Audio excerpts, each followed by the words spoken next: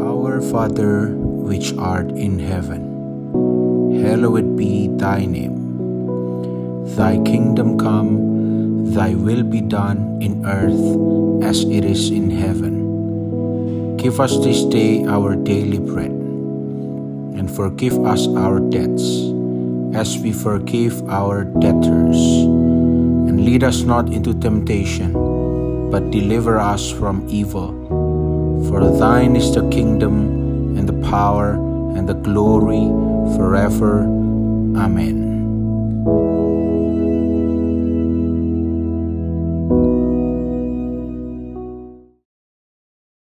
Shalom, selamat pagi Bapak Ibu Saudara sekalian. Pagi hari ini kita sama-sama merenungkan firman Tuhan. Nah, mari kita buka di dalam Mazmur 10 ayat 1 sampai 4. Mazmur 10 ayat 1 sampai 4. Dikatakan di sini, mengapa engkau berdiri jauh-jauh ya Tuhan, dan menyembunyikan dirimu dalam waktu-waktu kesesakan?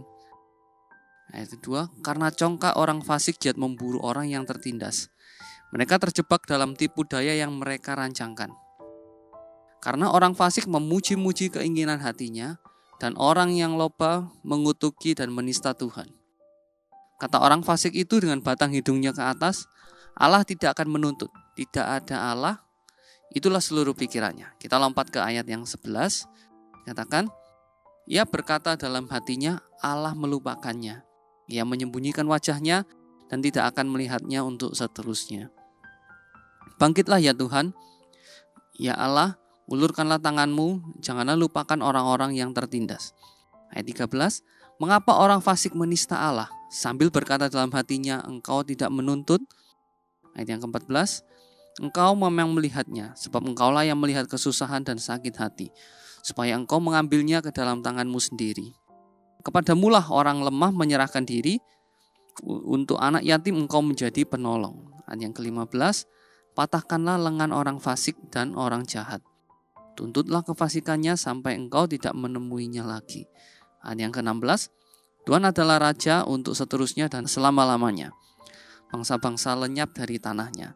Ayat yang ke-17, keinginan orang-orang tertindas telah kau dengarkan ya Tuhan. Engkau menguatkan hati mereka, engkau memasang telingamu. Nah, sampai sini. Di Mazmur pasal 10 ini menceritakan tentang Daud yang merasa kalau Tuhan itu sepertinya jauh dari dia. Seperti yang dikatakan di ayat yang pertama tadi, mengapa engkau berdiri jauh-jauh ya Tuhan dan menyembunyikan dirimu dalam waktu-waktu kesesakan. Daud bergumul dan dia itu seperti meragukan bahwa Tuhan itu, apakah Tuhan akan peduli dengan persoalan yang aku alami? Apakah Tuhan akan peduli dengan kesesakanku? Dan dia pun menganggap bahwa Tuhan itu jauh dari dia. Daud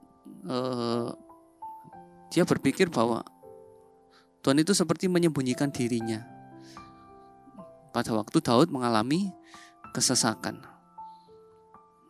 Dan sebaliknya, orang-orang fasik yang menindas Daud itu seolah seperti dibiarkan menindas, memburu orang benar. Bahkan orang fasik mengatakan bahwa tidak ada Allah. Nah, tetapi sebagaimana dikatakan di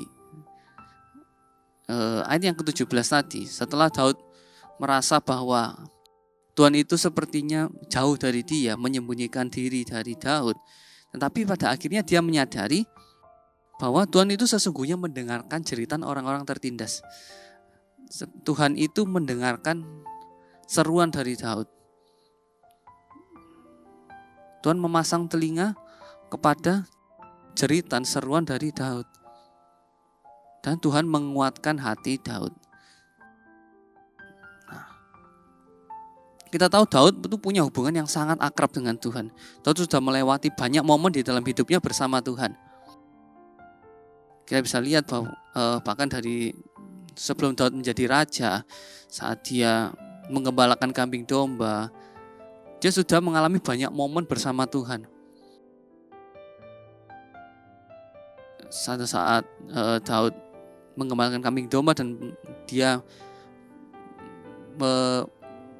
berjumpa dengan singa dan beruang, Tuhan meluputkannya. Dan Daud banyak sekali mengalami momen-momen indah bersama Tuhan. Tuhan menolong. Nah, tapi tetap ada satu masa di mana Daud itu pada saat dia mengalami kesesakan dan sepertinya pertolongan tidak datang tepat pada waktunya, Daud merasa bahwa Tuhan itu sepertinya jauh dari dia. Daud merasa Tuhan itu seperti bersembunyi dari Daud.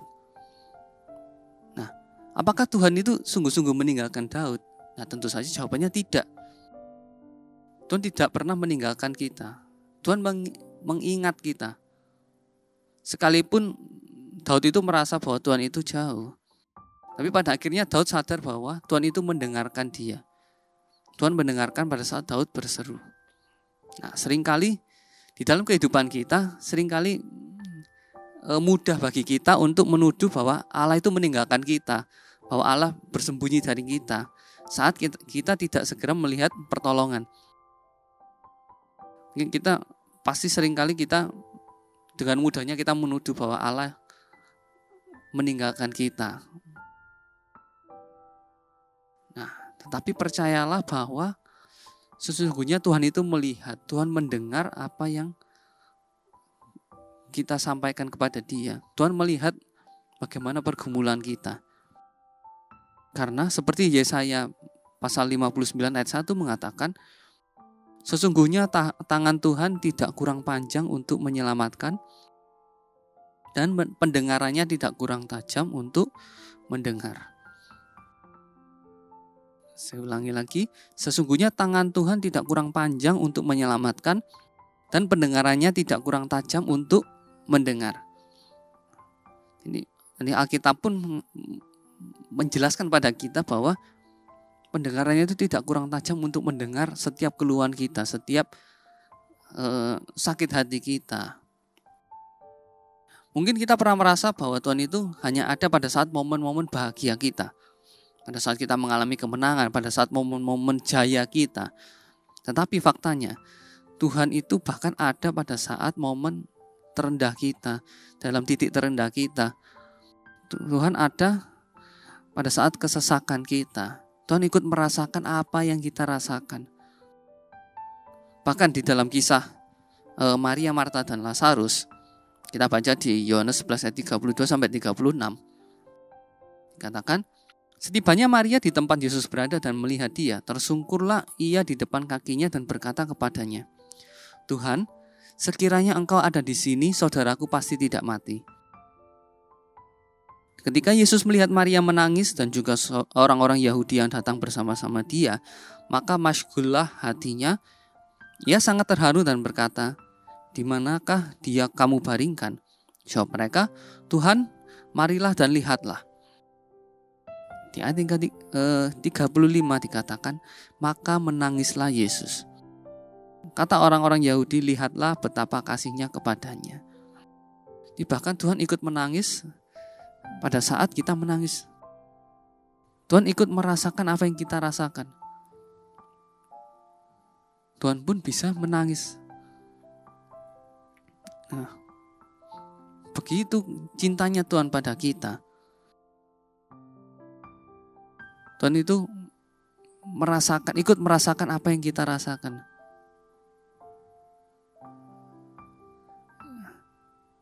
Dan kita harus tetap cerita sama Tuhan, segala sesuatu pada Tuhan. Jangan merasa bahwa Tuhan itu jauh pada kita, kemudian kita gak mau connect dengan Tuhan, bercerita kepada Tuhan. Tetapi ceritakanlah segala sesuatu kita kepada Tuhan. Tuhan selalu akan mendengarkan setiap cerita kita, karena tidak ada yang tersembunyi dari Tuhan. Tuhan tahu semua keadaan kita. Katakanlah kepada Tuhan apa yang kita rasakan. Curahkanlah segala isi hati kita dengan jujur. Kita tahu Tuhan itu menyukai kita apa adanya. Jujur pada diri sendiri, jujur pada setiap perasaan yang kita alami. Dan kalau kita terluka, ya kita cerita ke Tuhan, Tuhan, aku lagi terluka. Kalau kita marah, kita cerita ke Tuhan, Tuhan, aku lagi marah tentang hal ini. Tuhan itu sangat senang kalau kita jujur, kita datang apa adanya ke Tuhan.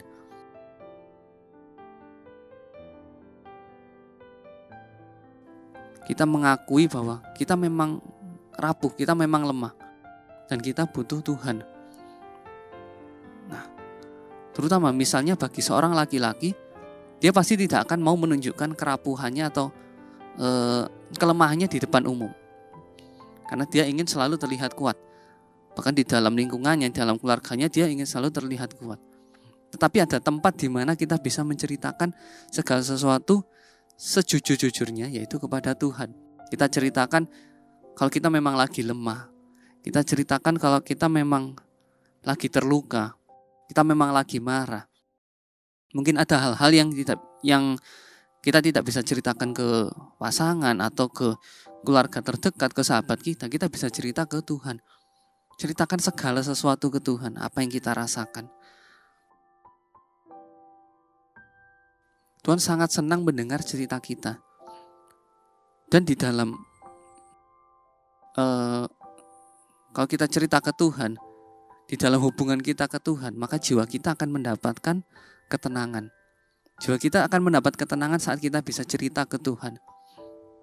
Kita tahu Tuhan akan memberikan kekuatan ke kita. Sama seperti tadi yang dikatakan di Mazmur 10 ayat 17. Engkau menguatkan hati mereka. Tuhan akan memberikan kekuatan kepada kita. Jiwa kita akan memperoleh ketenangan saat kita bisa cerita ke Tuhan. Sama seperti yang dikatakan di Mazmur pasal 116. Saya akan bacakan ayat 1-7 ya. Dikatakan, aku mengasihi Tuhan sebab ia mendengarkan suaraku dan permohonanku. Sebab ia menyendengkan telinganya kepadaku, maka seumur hidupku aku akan berseru kepadanya. Tali-tali maut telah meliliti aku, dan kegentaran terhadap dunia orang mati menimpa aku. Aku mengalami kesesakan dan kedukaan. Tetapi aku menyerukan nama Tuhan. Ya Tuhan, luputkanlah kiranya aku. Tuhan adalah pengasih dan adil. Allah kita penyayang. Tuhan memelihara orang-orang sederhana. Aku sudah lemah, tetapi diselamatkannya aku. Kembalilah tenang hai jiwaku, sebab Tuhan telah berbuat baik kepadamu. Di sini pemazmur itu mengatakan Tuhan itu mendengarkan suara kita. Ia menyendengkan telinganya kepada kita. Ia menyendengkan telinganya kepada seruan kita, kepada teriak kita minta tolong, kepada cerita kita tentang kerapuhan kita, tentang bagaimana jiwa kita terluka. Tuhan mendengarkan cerita itu. Dan Tuhan akan memberikan kekuatan kepada kita, sehingga jiwa kita kembali tenang. Jadi pada pagi hari ini, firman Tuhan mengingatkan kita bahwa Tuhan selalu mendengarkan kita. Jangan pernah merasa bahwa Tuhan itu jauh dari kita. Mungkin yang terjadi bahwa kita yang menjauh dari Tuhan. Kita gak mau mendekat kepada Tuhan. Kita merasa bahwa Tuhan sudah bersembunyi dari kita. Tuhan gak segera menolong kita. Tetapi ingat, jangan pernah menyerah di dalam doa kita. Mungkin gak terjadi dalam sehari, tetapi pasti akan terjadi suatu hari nanti. Jangan pernah menyerah pada dalam doa kita. Selalu terbuka sama Tuhan. Ceritakanlah segala sesuatu pada Tuhan. Ceritakanlah semua kerapuhan kita, kelemahan kita. Kita cerita sama Tuhan. Karena Tuhan akan selalu mendengarkan cerita kita. Tuhan akan selalu menguatkan kita. Karena Tuhan juga ikut merasakan apa yang kita rasakan. Nah, firman Tuhan pada pagi hari ini mengingatkan kita bahwa kita punya Tuhan yang adalah seorang pendengar yang baik, seorang pendengar yang terbaik, yang akan selalu mendengarkan setiap cerita kita. Apapun cerita kita, Tuhan akan selalu mendengarkan. Mari kita berdoa. Terima kasih Bapa, kami bersyukur kami punya Allah yang begitu mengasihi kami, Allah yang begitu penyayang, yang selalu mau mendengarkan setiap cerita dari kami. Allah yang selalu ada bersama kami, dan kami tahu Engkau tidak pernah jauh dari kami. Terima kasih Bapa, terima kasih. Kami sangat bersyukur memiliki Allah yang baik seperti Engkau Bapa. Dan Engkau yang memberkati setiap orang yang sudah mengikuti ibadah pagi pada hari ini. Kau menjadikan apapun yang mereka kerjakan semuanya berhasil untuk kemuliaan nama-Mu. Terima kasih Bapa, terima kasih. Kau berikan sukacita, damai sejahtera-Mu bagi kami, kesehatan yang terbaik bagi kami. Terima kasih Bapa, di dalam nama Tuhan Yesus kami telah berdoa. Amin. Selamat pagi dan Tuhan Yesus memberkati.